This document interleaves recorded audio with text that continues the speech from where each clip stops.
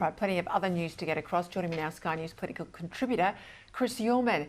Chris, we've got a lot of politics in Australia I want to get across, but of course we'll have politics very soon now at the Vatican with the sudden news this afternoon that the Pope has died. Pope Francis has died at the age of 88. Of course, he has been unwell for some time. I was there when Pope John Paul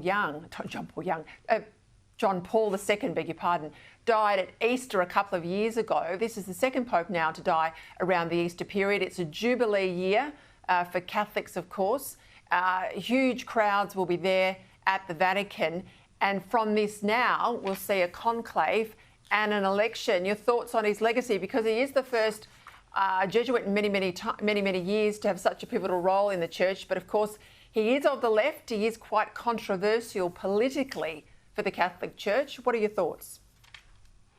Yeah, Peter, well, if you think politics in Australia between the Conservatives and the Labor Party is bad, you should see church politics. And I'm not saying that I'm completely across Vatican politics, but of course Benedict was seen as being from the left, and there is a left and a right in the Catholic Church, and they are very divided. After following on from Benedict, who was seen as being very conservative, so that's 12 years ago. We know the Pope had been sick now for some time. It was probably surprising that he actually got out of hospital. He had double pneumonia and only lasted a few days after getting out of hospital. And of course, those who follow his faith and his convictions will now think that he's going to a better place. But what happens here on earth is what's going to matter next in papal elections. I think there are 136 cardinal electors. I think he has appointed 110 of them. So you know your numbers, Peter. You follow the numbers, and who do you think is going to be elected as the next Pope? It's more likely to be a progressive than a conservative. It'll be interesting to see, though, whether there are any African candidates. The church is very strong there and tends to be a lot more conservative there. So there'll be a lot of interesting comings and goings now in and out of the Vatican as we work our way towards the election of the next Pope.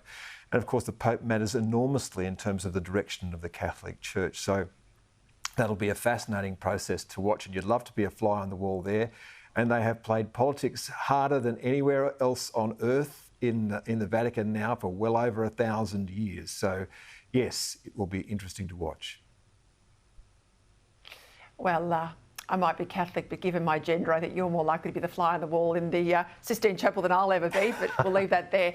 Let's go to Labor pre-poll. We obviously know it's opening up tomorrow, but the how to vote cards, these have already been distributed or certainly available on Labor's website. And I went through them in the top of the show. Anthony Albanese, well, he's got his own name there against number one, as you'd expect, but they're preferencing the Greens second in his seat. Likewise in Tony Burke's seat and Jason Clare's seat and a whole lot of others.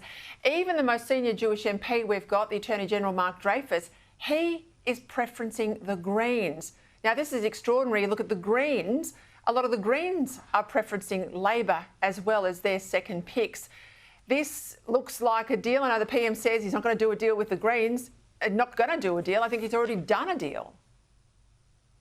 Oh, look, Peter, are you the least bit surprised? And when we look at the preference flows between the Labor Party and the Greens, many of those MPs would not be elected if it wasn't for Green preferences. Now, those preference flows, in fact, have been growing over the years. I think in 2019, about 80% of Greens preferences went to the Labor Party. And I think at the last election, it was up closer to 85% of Greens preferences went to the Labor Party. So there would be many Labor MPs who would simply not get elected if it wasn't for those Green preferences. And when we look at what happens with the coalition, the preference flows from places like One Nation and what was the UAP at the last election tend not to be anywhere near as strong. They do still tend to favour the coalition, but by nothing like those numbers. I think from One Nation, the preference is around about 60 or 65% compared to the 85% which go from the Greens. So preferences are massively important in the system that we have, and the way that this works is it was always going to be follow the numbers, the same as with the Vatican. How do you think you get elected? You get the numbers behind you, and that's how you get elected. That makes it look like the PM's just had all this faux posturing against the Greens.